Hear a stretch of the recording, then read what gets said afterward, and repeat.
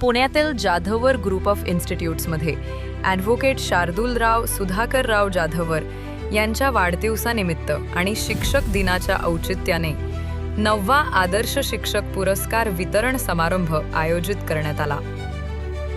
सामान्यतः वाढदिवस म्हणजे केवळ साजरीकरण, पण शार्दूलराव जाधवर यांची वाट मात्र वेगळी आहे.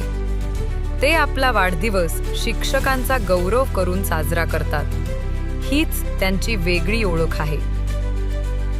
समारंभाला महाराष्ट्र एज्युकेशन सोसायटीचे अध्यक्ष माननीय डॉक्टर भूषण गोखले आणि प्रतिभा ग्रुप ऑफ इन्स्टिट्यूट्सचे संस्थापक अध्यक्ष माननीय डॉक्टर दीपक शहा प्रमुख पाहुणे म्हणून उपस्थित होते.